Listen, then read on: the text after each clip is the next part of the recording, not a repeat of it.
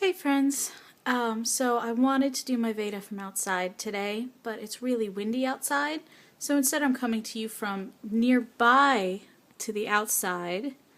The outside is over there, it's very lovely, it's very bright.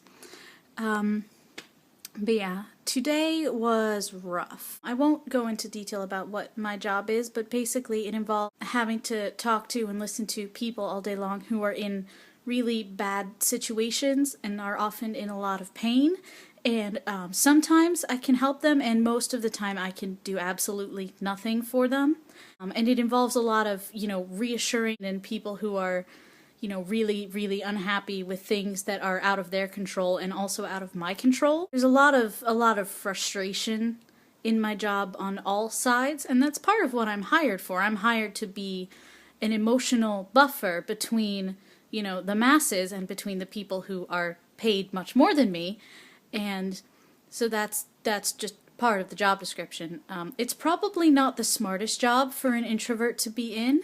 An introvert burnout is definitely a problem because, when you're a lifelong introvert, it's not always the super healthiest or happiest thing for you to be talking to upwards of 100 people in a day, a lot of whom are really unhappy and want you to do things that you're not capable of doing. And that was a problem I had much more at the beginning of the job. Now that I've been in it for many, many months, now I have a new problem, which I'm not really sure what to call. Okay, I'm getting really bright. I'm going to move somewhere that's not quite as bright as this.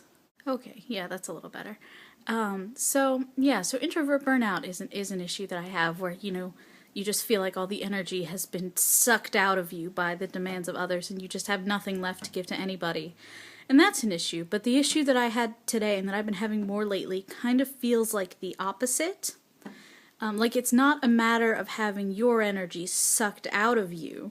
It's having other people's misery and pain and frustration being put onto you. Like part of being the emotional buffer is just absorbing. Like if someone is really upset and I can't do anything to help them, all I can do is just sort of sit there and absorb their upsetness in the hope that it will make them less upset, which maybe it does. I don't know. I don't think it does, but I can't really stop doing that.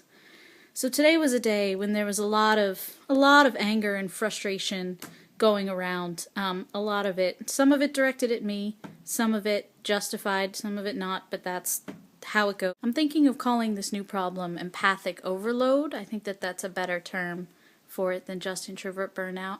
And they're different, and the solutions are different. Like introvert burnout, to fix that, you just need alone time.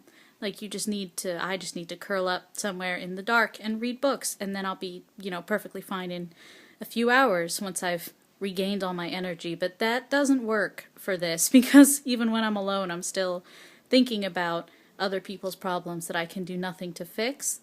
Still working on finding good solutions. Music is helpful. That was my day. I'm tired. I don't have a lot more to say. If you're watching this, you're probably a nerd fighter, which means just watching because of VEDA.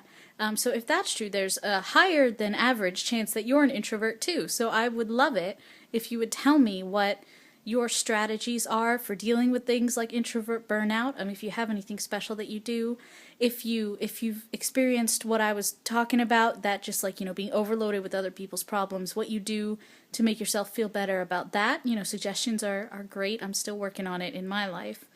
Tell me about your jobs. Tell me about, I feel like this should be a conversation, but I'm just talking to myself. I'm just talking to my little face on the screen, and that's no fun. So definitely talk to me if you're watching this. That would be great. And yeah, that's day 2.